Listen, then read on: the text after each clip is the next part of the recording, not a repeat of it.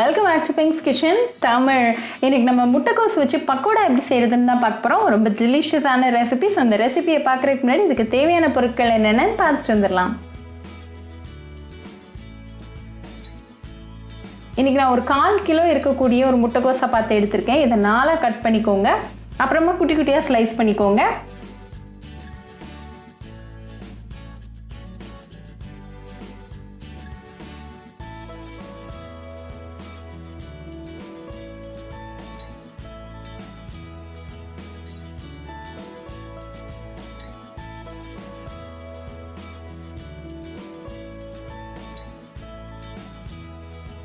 இப்போ எல்லா முட்டைக்கோஸ் பீஸஸும் ஸ்லைஸ் பண்ணியாச்சு. ஸோ நம்ம ப்ரிப்ரேஷனை ஆரம்பிச்சிடலாம்.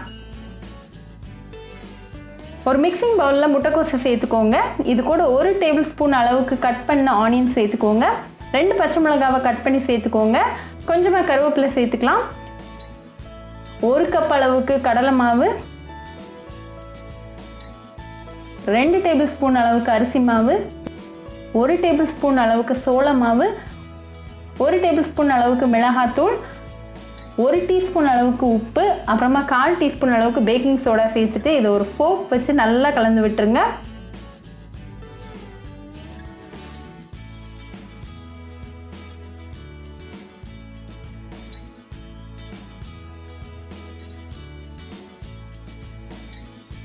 இப்போ கொஞ்சம் கொஞ்சமாக தண்ணி தெளித்து நல்லா மிக்ஸ் பண்ணுங்கள். எல்லாம் ஒன்றா ஒரு லம்ப் மாதிரி வர வரைக்கும் தண்ணி சேர்த்துக்கோங்க. ரொம்ப தண்ணி சேர்த்துறாதீங்க. கொஞ்சம் கொஞ்சமாக தெளித்து மிக்ஸ் பண்ணுங்கள். இப்போ மாவு ரெடியாக இருக்குது. ஸோ இதுலேருந்து ஒரு சின்ன போர்ஷன் எடுத்து ரெடியாக வச்சுக்கலாம்.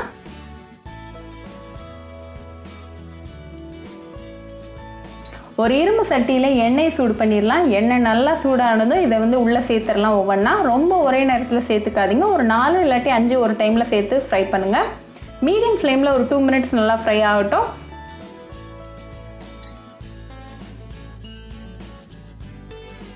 ஒரு சைடு நல்லா கோல்டன் ப்ரௌன் ஆனதும் அடுத்த சைடு திருப்பி போடுங்க.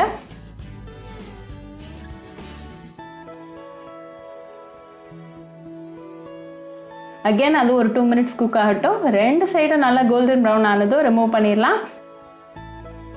இதை நல்லா சூடாக ஒரு ஹாட் கப் ஆஃப் டீ கூட சர்வ் பண்ணுங்கள். ரொம்பவே டெலிஷியஸான ஸ்நாக் ரெசிபி, ரொம்ப யூனிக்கான ரெசிபியும் கூட. ஸோ கண்டிப்பாக அந்த ரெசிபி உங்கள் வீட்டில் ட்ரை பண்ணி பாருங்கள். ட்ரை பண்ணிவிட்டு எப்படி இருந்துச்சுன்னு எனக்கு கமெண்ட்ஸில் சொல்லுங்கள். இன்னொரு சூப்பரான ரெசிபியோட வந்து பார்க்குற வரைக்கும் பாய் ஃப்ரெண்ட்ஸ். உங்களுக்கு இந்த வீடியோ பிடிச்சிருந்தா பிங்க்ஸ் கிச்சன் தமிழுக்கு லைக் பண்ணுங்கள், ஷேர் பண்ணுங்கள், கமெண்ட் பண்ணுங்கள் அண்ட் மறக்காமல் சப்ஸ்கிரைப் பண்ணுங்கள். கூடவே பெல் ஐக்கானையும் கிளிக் பண்ணிக்கோங்க. அப்போ தான் நான் போடுற வீடியோஸ் எல்லாம் உங்கள் நோட்டிஃபிகேஷனில் வரும். உங்களுக்கு ரெசிபிஸ் இங்கிலீஷில் பார்க்கணும்னா பிங்க்ஸ் கிச்சன் சேனலை பாருங்கள். சேனலோட லிங்க் நான் அந்த டிஸ்கிரிப்ஷன் பாக்ஸில் கொடுக்குறேன். மறக்காமல் செக் பண்ணுங்கள். இன்னொரு இன்ட்ரெஸ்டிங்கான ரெசிபியோட உங்களை பார்க்க வர வரைக்கும் பாய் ஃப்ரெண்ட்ஸ்.